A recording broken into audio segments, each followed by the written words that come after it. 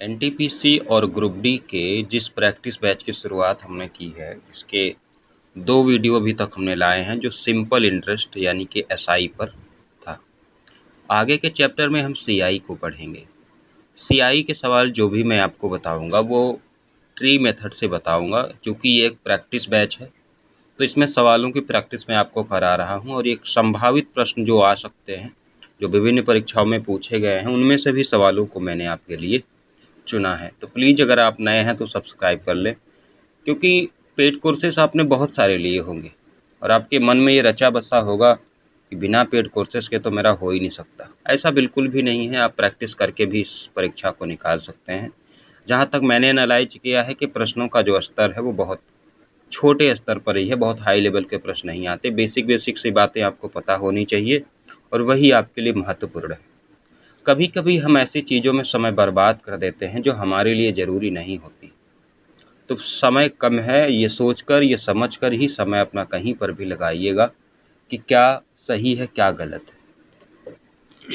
वैसे अगर सीआई के फॉर्मूले की बात करें तो सीआई में एक फॉर्मूला होता है जिसको बोलते हैं amount equals to P 1+r/100 और इसकी पावर टी। ये एक फार्मूला, बेसिक फार्मूला है जिससे सीआई के सवाल लगते हैं, लेकिन ये फार्मूला चौथी, पाँचवीं या छठी, सातवीं के बच्चे को भी मालूम होगा। आप छोटे नहीं हो, आप कम से कम 12th तो पास कर ही चुके होंगे।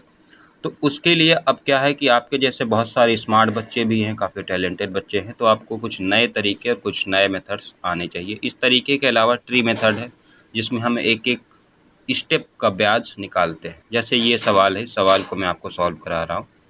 इस सवाल में कहता है, क्या कहता है कि 20,000 के मूलधन पर, मूलधन कितना है 20,000, 10% यानी कि पी कितना है 20,000, रेट कितना है 10% वार्षिक है और टाइम कितना है टी 3 साल है। हम क्या करते हैं, हम यहाँ पे पी को रखते हैं, कहाँ पे, ये हमने रखा 20,000, 20,000, ठीक है। उसके बाद जितने साल की बात कही जाती है उतने ही हम ऐसे रेट टाइप में बना लेते हैं। ओके, हमसे रेट बोला है 10%, 10% की जो फ्रैक्शन होगी वो 1/10 होगी। हम सभी में 1/10 कर देते हैं। ये तरीका मैं बहुत बेहतर तरीका आपको बता रहा हूँ। 20,000 का 1/10 करेंगे तो 2,000 आएगा, यहाँ पर भी 2,000 आएगा, यहाँ पर भी 2,000 आएगा।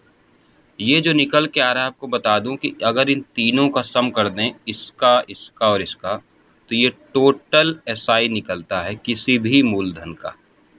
एसआई मतलब टोटल साधारण ब्याज निकलता है। टोटल साधारण ब्याज ये निकलता है। क्योंकि हमें गणना इस पे करनी है सीआई की, तो हम क्या करते हैं कि ये जो ब्याज है,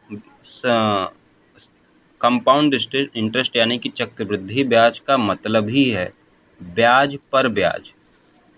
इसकी परिभाषा जो बोली जाती है, इंटरेस्ट ऑन इंटरेस्ट यानी कि ब्याज पर ब्याज, यानी कि ब्याज तो निकला ही है और जो साधारण, जो ब्याज पहली बार निकला उसको बोलते हैं साधारण ब्याज। ब्याज पर ब्याज जो आएगा उसको बोलेंगे चक्रवृद्धि ब्याज। ये तो हमने ब्याज निकाल लिया, लेकिन अब हमें ब्याज पर ब्याज निकालना है, मतलब इसका 1/10 करना है, तो इसका 1/10 करेंगे तो ये 200। इस साल के लिए, तीसरे साल के लिए इन तीनों का 1/10 करना पड़ेगा, मतलब 2,000 का 1/10 करेंगे तो ये 200, इधर भी ये 200 हो जाएगा और 200 का 1/10 करेंगे तो 20। तो कुल मिला के हमें, अगर हमसे पूछता, देखो दो तीन चीज़ें मैं आपको यहाँ से बता दे रहा हूँ। अगर आपसे पूछता टोटल एसआई पूछता तो 2×3 6,000 आपका आंसर होता। आपसे कहता टोटल सीआई, तो 6,000 में आप और क्या जोड़ोगे, 2×2 4 या 600, 6,000 में 600 जोड़ोगे और 20, यानी कि टोटल जो आपकी सीआई होगी वो 6,620। एक सवाल आपसे और भी पूछ सकता है कि सीआई और एसआई में फ़र्क क्या है, यानी कि कितने का अंतर है। तो इसके लिए आपको क्या करना होगा कि देखो, अगर नॉर्मली देखोगे तो 6,620 सीआई है और 6,600 एसआई है, तो दोनों का फ़र्क तो वैसे 620 ही है। इस बात को एक और तरीके से आप लिख सकते हैं, जैसे कि ये जो पहली लाइन है, ये जो पहली लाइन है इसको आप छोड़ दें। ये क्या है, इसको आप छोड़ दें, क्योंकि ये एसआई में भी काउंट होता है, ये सीआई में भी काउंट होता है, लेकिन सीआई में एक्स्ट्रा क्या काउंट होता है, इसके बाद ये वाला एरिया, ये सारा का सारा एरिया किस में काउंट होता है, सीआई में। तो अगर मैं फ़र्क की बात करूं तो सिर्फ इतना जो एरिया है, ये नीचे का ग्रीन कलर जो है, जिसको अभी मैं ब्लैक भी कर दे रहा हूँ हल्का सा, जो नीचे से ये ब्लैक है, ये पूरा एरिया, यही सीआई और एसआई का फ़र्क होता है। यानी कि आप देखेंगे 200, 200, 400, 600, 620, यही फ़र्क हमेशा होता है। ये छोटी सी बेसिक, आपको यहाँ पे मूलधन रखना है। मूलधन में जो प्रतिशत दर से आपसे बोला होगा उसको ऐसे एक एक लाइन में बनाते जाएंगे, एक एक पॉइंट्स में। इंटरेस्ट, ये इंटरेस्ट है, और कंपाउंड इंटरेस्ट के लिए ब्याज पर ब्याज की संकल्पना की जाती है। यानी कि हमने जो अब ब्याज निकाला है 2000, 2000, 2000, इसका अगले साल जब हम कैलकुलेशन करेंगे ब्याज पर, तो ब्याज की कैलकुलेशन करेंगे तो उसमें ब्याज क्या होगा, ये ब्याज पर ब्याज का कॉन्सेप्ट है। मैंने कहा जो नॉर्मल सी बातें हैं वो छोटा बच्चा भी जानता है, तो आपको अभी स्मार्ट बनना होगा, कुछ नई और बेहतरीन बातें जाननी होंगी। अगले सवाल की ओर चलते हैं कि एक निश्चित ब्याज की दर से, देखो ये सारे के सारे सवाल किसी न किसी परीक्षा में आए हैं, और ये आपके एनटीपीसी और ग्रुप डी एग्ज़ाम के लिए उतने ही महत्वपूर्ण है जितना आपके जीने के लिए सांसों की ज़रूरत है, भोजन की ज़रूरत है। वैसे ही एनटीपीसी में कंपाउंड इंटरेस्ट का सवाल आए और इसमें से कोई सवाल ना आए, ये संभव नहीं है। तो आप ध्यान से पढ़ते रहिए। ऐसा कोई सवाल मैं नहीं उठाऊंगा जो महत्वपूर्ण ना हो, जो मैं अपने टाइम पास के लिए उठाऊंगा ऐसा बिल्कुल नहीं होगा, क्योंकि टाइम तो सबके पास कम ही है। तो मैं नहीं चाहूँगा कि मैं अपना और आपका दोनों का टाइम बर्बाद करूँ। फिर 90 दिन है मैं आपको ऐसा ही पढ़ाऊँगा जो आए। अब देखो इस सवाल में क्या है कि एक निश्चित ब्याज की दर से किसी धनराशि पर 1 साल का साधारण ब्याज 260 है और 2 साल का चक्रवृद्धि ब्याज 540 है। साधारण ब्याज में हमने बताया कि साधारण ब्याज हर साल वही होता है। अगर पहले साल 260 था तो दूसरे साल भी 260 ही होगा, यानी कि 2 साल में जो एसआई होगा वो कितना होगा, 520 रुपये। 2 साल का जो सीआई है भैया वो कितना है 2 साल का, आप कहेंगे 540 रुपये और 80 पैसे। मैं आपसे कहूं कि सीआई और एसआई में फ़र्क कितने का है, यानी कि चक्रवृद्धि ब्याज और साधारण ब्याज में कितने का फ़र्क है, आप कहेंगे 540.80 माइनस 520, यानी कि फ़र्क जो है वो 20.80 का है। फ़र्क जो है वो 20.80 का है।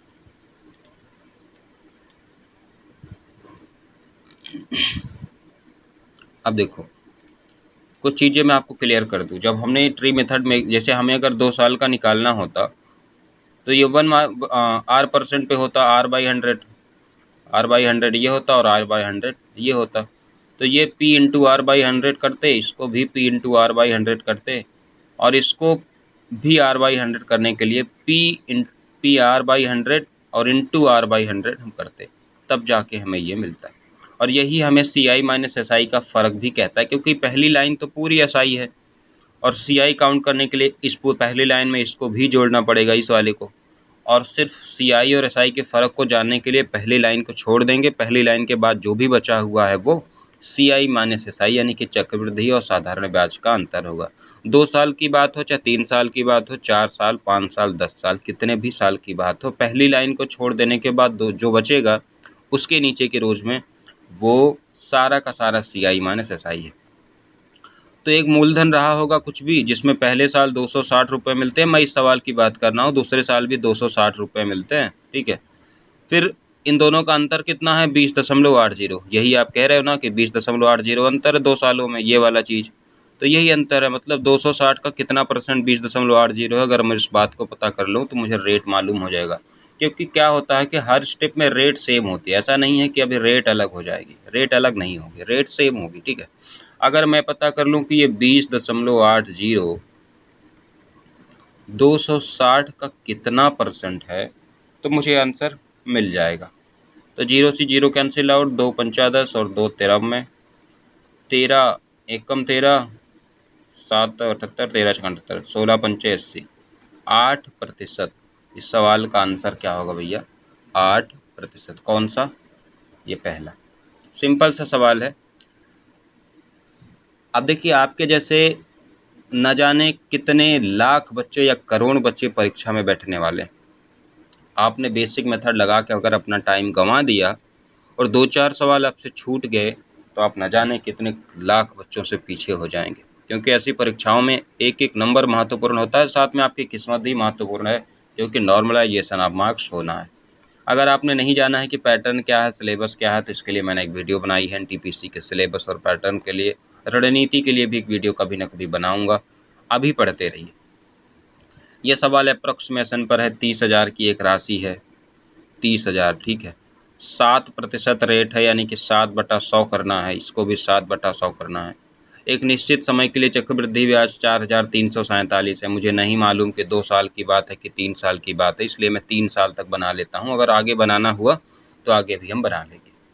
अब क्या कहता है, अब ध्यान से समझो। 7% की दर से अगर मैं आपसे कहूँ कि पहले साल की एसआई कितनी है, तो आप बोलोगे सर 0 से 0 कट जाएगा और 321 रुपये पहले साल का होगा। ये भी 2100 है, अगर इधर भी जाएंगे तो ये भी 2100 ही आएगा। पर ध्यान रहे कि हमें ब्याज यहीं तक कैलकुलेट करनी है, 4,347 तक ही कैलकुलेट करनी है, वो भी चक्रवृद्धि ब्याज। इसके बाद हमें नहीं पता करना है, और यही बताना ही है कि कितने समय में 4,347 रुपये ब्याज हो जाएगा। देखिए, अगर मैं इसका निकालूं कितना, 7%, 7/100 अगर इसका करूं तो 0 से 0 कट के ये 7 एकम 7 और 7 दूनी 14, 147। इस बात को आप यहाँ से भूल जाओ। देखो 21 दूना 4200, ये और ये 4200 में 147 जोड़ोगे, दिख रहा है आपको? मैं रेड से कर देता हूँ। 21 दूना 4200, 4200 में 147 जोड़ोगे, 4200 में से 147 जोड़ोगे तो आपको मिल जाएगा 4347। तो यही नहीं कि यही आपको मालूम करना था कि 4347 कितने समय में हो जा रहा है। तो कितने समय में हो जा रहा है, ये पहला साल था और ये दूसरा साल था। 2 साल ऐसे होंगे, 2 साल में ही ये धन पर चक्रवृद्धि ब्याज जो मिलेगा वो 4,347 रुपये हो जाएगा। अगले सवाल की ओर बढ़ते हैं। अगला सवाल है कि 32,000 की एक राशि है, इसमें 4 सालों के चक्रवृद्धि ब्याज और साधारण ब्याज का अंतर बताओ। हमने कहा आपको क्या कि 32,000 ये मूलधन है, इसको इसी तरह रख लो, ठीक है। इसके बाद ये 4 साल है ना, तो इसमें 4 ऐसी लाइन बना लो, एक ये, एक ये, एक ये, थोड़ा दूर दूर बनाए। रेट कितनी है, 10%। 10% का मतलब 1/10। सभी में हमको क्या करना है, 1/10, 1/10, 1/10 और 1/10। अगर 32,000 का 1/10 करोगे तो 3200 पहले साल की एसआई, 3200 दूसरे साल की एसआई, 3200 तीसरे साल की एसआई, 3200 चौथे साल की एसआई। इसके बाद अब ध्यान से सुनते जाना कि ये पहली लाइन है, ये क्या है, टोटल एसआई। ये क्या है, टोटल एसआई। इसके बाद नीचे की लाइन में जितना आएगा वही सीआई माइनस एसआई होगा। चक्रवृद्धि ब्याज की गणना के लिए ब्याज पर ब्याज की गणना की जाती है। ये तो इस मूलधन का, ये मूलधन था हमारा, ये पहली लाइन में जो 3204 बार आए हैं, ये इस मूलधन का साधारण ब्याज है 4 सालों में। साधारण ब्याज तो निकल आया। चक्रवृद्धि ब्याज के लिए हमें ब्याज पर ब्याज की कैलकुलेशन करनी होती है। मतलब इस 3200 पर अगले साल 1/10 करेंगे तो ये 320 आएगा। इस 3200 पे, इस पे तीनों पर अगले साल जितना ब्याज पीछे मिला है उन सब पर ब्याज की गणना। एसआई तो हमने हर साल का लिख दिया है, इसके अलावा जितना ब्याज मिला है उस पर ब्याज की गणना। तो पहले 3200 का अगर करेंगे तो 320, दूसरे 3200 का करेंगे तो फिर से 320, और इस 32 का करेंगे, 320 का करेंगे तो 32। ये 3 सालों के ब्याज की गणना हो चुकी है। अंतिम साल में आते हैं। अंतिम साल में आने के लिए आपके पास 1, 2, 3, 4, 5, 6, 7 ब्याज हैं। ये क्या हैं, 7 ब्याज हैं। आपने मूलधन पर तो ब्याज की गणना कर ली है 3200 रुपये, ये वाला दिख रहा है आपको, ये। इसके अलावा आपको क्या करना है, ब्याज पर ब्याज की गणना करनी है। यानी कि कितने 3200 हैं, 1, 2, 3, यानी कि 3 बार 320 लिखना होगा। क्यों, क्योंकि 1/10 हमें करना है। 3200 का 1/10 करोगे, ये वाला पार्ट देख रहे हैं आपको, 3200 का 1/10 करोगे तो 320 आएगा। इसके अलावा 320 कितनी बार है, 1, 2, 3 बार, यानी कि 3 बार हमें 32 लिखने होंगे। एक खुदाई 32 है, तो इसका क्या लिखना होगा 3.2। आप बात को समझ पा रहे हो नहीं समझ पा रहे हो, मुझे बस इतना सा परेशानी है थोड़ी सी, आप समझ पा रहे हो कि नहीं। चक्रवृद्धि ब्याज का मतलब होता है कि ब्याज पर ब्याज की गणना। मैं प्रैक्टिस बैच पढ़ाता हूँ, लेकिन मैं ये भी प्रयास करता हूँ कि जिस सवाल को मैं बता दूँ, समझा दूँ, उसको कहीं से पढ़ने की ज़रूरत ना पड़े। और एक टीचर को ऐसा ही होना चाहिए। अगर मेरे पढ़ाने के बावजूद भी आपको पढ़ने की ज़रूरत है, तो मतलब आपको समझ नहीं आया, या फिर मैं जिस तरीके से बता रहा हूँ वो तरीका आपको समझ नहीं आया। हाँ, मैं मानता हूँ कि यहाँ मैं बेसिक्स नहीं बताया, मैंने शुरुआत बेसिक्स से नहीं की, मैंने आपको सीधा सवालों की ओर ले गया। इसके पीछे की वजह यह है कि अभी समय कम है, बेसिक्स बताने में बहुत सारा समय जाएगा, एक कॉन्सेप्ट बिल्ड करना होता है। सवालों के माध्यम से इस बात को आप सीख लो, समझ लो, इसी को रिवाइज करो। मैं आपको बता दूं कि जितना मैं पढ़ा रहा हूँ, प्रैक्टिस करा रहा हूँ, इसे को आप 2-3 बार अपने मन से लगा लो और कोई सवाल मत लगाओ, किसी भी बुक का कोई सवाल मत लगाओ। आप परीक्षा में सारे के सारे प्रश्न करके आओगे, क्योंकि इससे बाहर नहीं आएगा। आपसे पूछा क्या, आप इस बात को समझो। आपसे पूछा है 4 सालों में सीआई और एसआई का फ़र्क। हमने कहा कि जो पहली लाइन है वो सीआई है, और ये जो पूरा का पूरा धन है आपका, ये पूरा, ये क्या है, सीआई है। पहला वाला एसआई है, ये क्या है, सीआई। सीआई और एसआई के फ़र्क को जानने के लिए हमें सिर्फ इतने को जोड़ना होता है, इस पूरे धन को जोड़ना होता है, इस पहली लाइन को छोड़कर। तो आप देखोगे जोड़ना शुरू करेंगे तो 320 कितनी बार है, 1 2 3 4 5 6, 6 गुणे 320। हम सीआई माइनस एसआई काउंट कर रहे हैं, सीआई माइनस एसआई, ठीक है। 0 6 दूनी 12, 6 3 18 19, 1920 रुपये। 320 हो गया, 32 कितनी बार है, 4 बार, 32 चौका 128, और ये है 3.2, 0.2, 8 3 11, 2 2 4 1 5, 9 1 10 और 2। तो भैया सीआई माइनस एसआई कितना आएगा, आप कहेंगे 2051.2 रुपये। सिंपल सी बात है, कोई बात समझ में ना आ रही तो रिवाइज कर लो। सीआई माइनस एसआई के लिए पहली लाइन को छोड़ देना है, उसके अलावा जितना भी आपके पास पैसा मिला है वो सब सीआई माइनस एसआई है। 2 साल 3 साल 4 साल, जितने साल का भी बोले। आपसे 3 साल का भी पूछ सकता है, तो 3 साल में यही एक लाइन बना दो, और ये जो हिस्सा है ये इतना, यही सीआई माइनस एसआई है 3 सालों के लिए। ये सब हमने कैसे फाइंड आउट किया है, हमने ब्याज पर ब्याज की गणना की है, क्योंकि यही तो चक्रवृद्धि ब्याज का बेसिक कॉन्सेप्ट है। अगला सवाल की ओर बढ़ते हैं। वार्षिक रूप से संयोजित 3000 की राशि एक निश्चित चक्रवृद्धि ब्याज दर पर 3993 हो जाती है। ब्याज की दर बताओ। देखो, वार्षिक रूप से ही है ये, 3000 की राशि 3993 हो जाती है। 3 से ये अनुपात है, ठीक है, कैंसिल आउट करो 3 से। ये पी है, मूलधन है और अमाउंट। हमने मूलधन और अमाउंट नहीं, सीआई, हाँ अमाउंट ही है ये। मूलधन और अमाउंट में रेशियो निकाला, तो ये 3 से इसको कैंसिल आउट किया तो ये 1000, और ये 1331, ठीक है।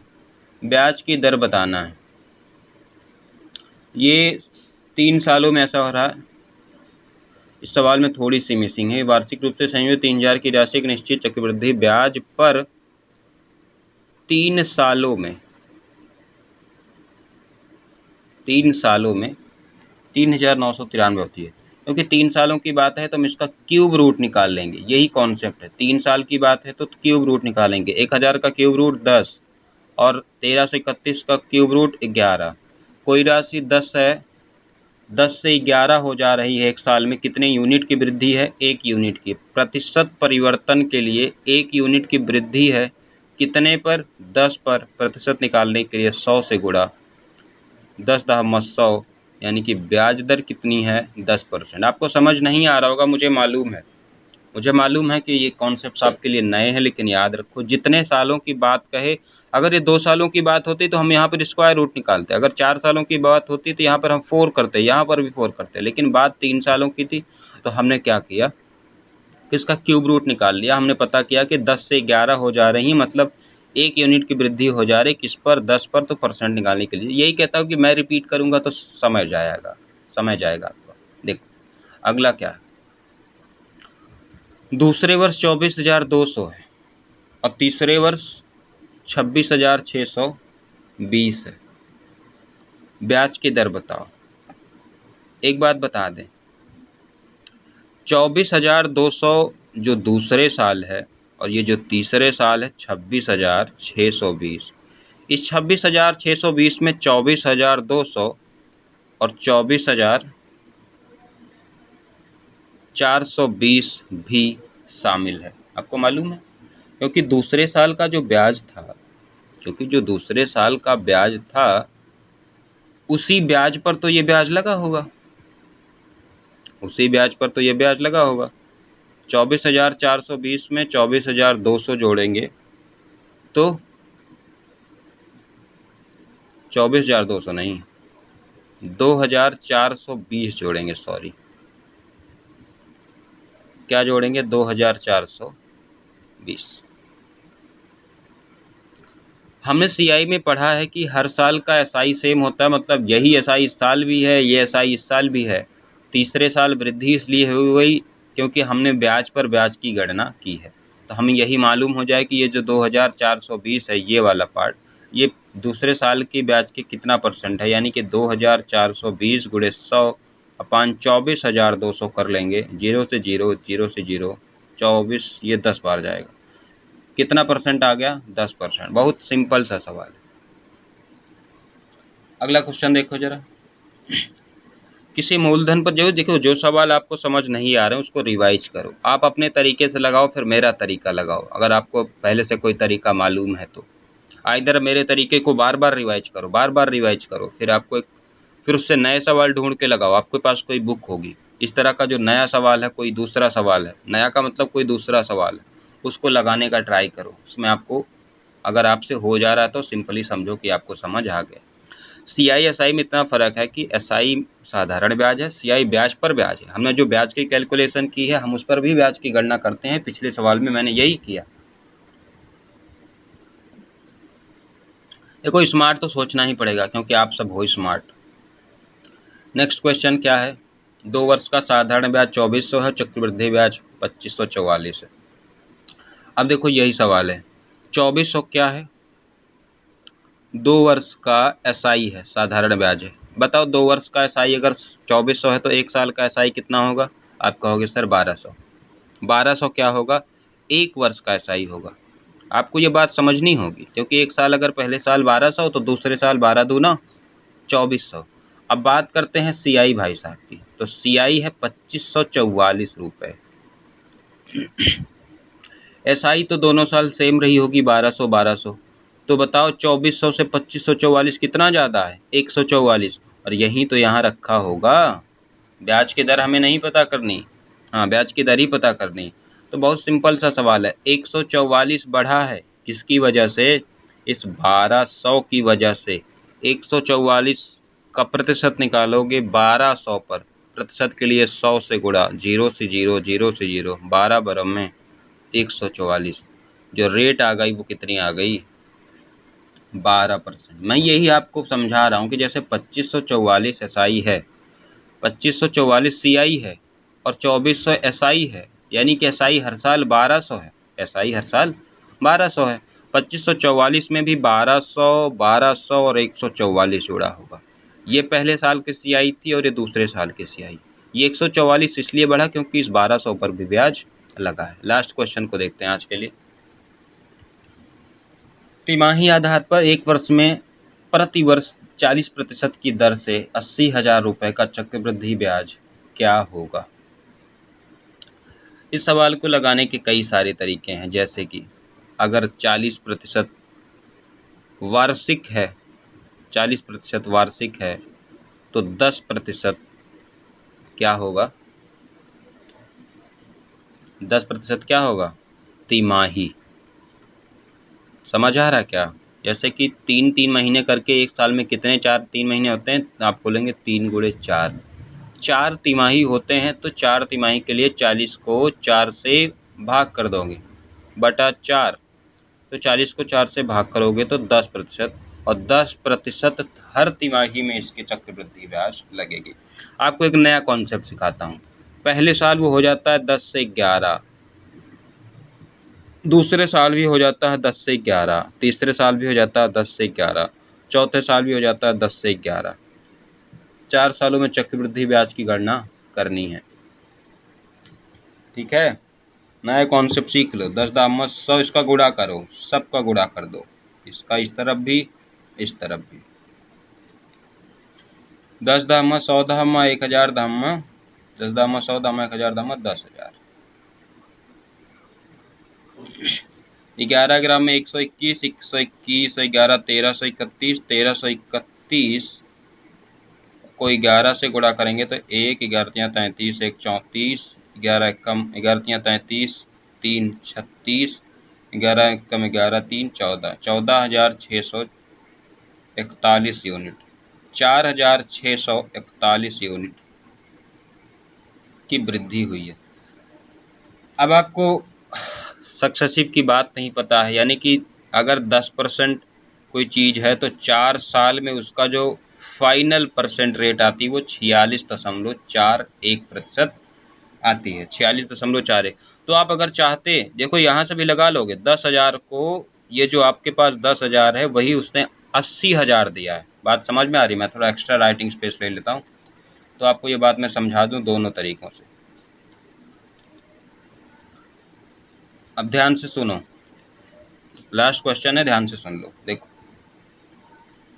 ये जो 10,000 है वही 80,000 है, मूलधन दे रखा है, यानी कि कितना गुना है? 8 गुना। और ये इसमें वृद्धि कितनी की हुई? 4,641 की, यानी कि 4,641 को 8 गुना कर दोगे आपका ब्याज आ जाएगा। 8 एकम 8, 8 चौका 32, 8 छंग 48, 3 51, 8 चौक 32, 5 37, 37,128 रुपये आपका ब्याज होगा। ऑप्शन देखो 37,128। ठीक, ये भी एक तरीका है। इसमें क्या तरीका है कि हर साल, जैसे हमने कहा कि ये रेशियो है, जो चीज़ 10 थी वह अगले साल 11 हो जा रही, जो चीज़ 10 थी वो भी 11 हो जा रही है, हर साल वो चीज़ 10 से 11 हो जा रही। तो हमने कैलकुलेशन कर ली, ये 10,000 या 14,641 है, ये मूलधन है और ये अमाउंट है। ठीक है, तो मूलधन और अमाउंट के बीच में जो फ़र्क होगा, मूलधन और अमाउंट के बीच में जो फ़र्क होगा वही तो ब्याज होगा। तो मूलधन और अमाउंट के बीच में फ़र्क कितने का है? बोलोगे प्लस 4,641 हुआ है, तो यही तो ब्याज की यूनिट है। इस 10,000 की वैल्यू 80,000 दे रखी थी, तो 4,641 की वैल्यू कितनी होगी? 37,128। मैंने कहा कि 46.41%, यानी कि अगर आप 80,000 का 46.41% भी निकाल लेते तो आपका आंसर आ जाता 37,128। ये तो सीआई के कुछ बेसिक से सवाल थे या एडवांस लेवल पर सवाल थे। मैं एक तरफ से या एक टाइप से नहीं चल रहा हूँ, मैं सिर्फ आपकी प्रैक्टिस करा रहा हूँ। आपने बहुत सारे हर जगह से पेड कोर्सेस परचेज कर चुके होंगे, जहाँ कहीं से भी आपको मिल रहा होगा 200, 400, 500 में। आपने कभी अपने बारे में नहीं सोचा कि आप क्या कर सकते हैं। ये पेड कोर्स पढ़ाने वाले इंसान ही हैं जो 90 दिनों में पढ़ा देंगे आपको। आप ज़रा सोचो, क्या 90 दिनों में आप खुद से नहीं पढ़ सकते प्रैक्टिस करके? सिर्फ मेरी वीडियोज़ की प्रैक्टिस कर से आप नहीं पढ़ सकते, 90 दिनों में पढ़ सकते हैं। 90 दिनों में कम से कम मैं आपको 1000 सवाल कराऊंगा, परीक्षा में तो 35 सवाल ही आने हैं, और वो 1000 सवाल जिनके बाहर से प्रश्न आने ही नहीं हैं। आप सीबीटी का पेपर उठा के देखो, एनटीपीसी का, कितने कठिन कठिन से सवाल है। कठिन सवाल है ही नहीं है, आपको फालतू में फंसाया जा रहा है, आप फालतू में फंस रहे हो। ठीक है, तो आज के लिए इतना ही। इसका अगला भाग मैं लेके आऊँगा कल, और तब तक इस तरह के सवाल आपको किसी बुक में मिलते हैं, प्रीवियस ईयर पेपर मिलता है, कोई प्रैक्टिस बुक मिलती है, कोई बुक मिलती है, वहाँ से सॉल्व करते रहो। एक बार जो चीज़ मुझसे पढ़ ली है उसके सवाल लगाओगे तो कॉन्सेप्ट आपका और मजबूत होगा।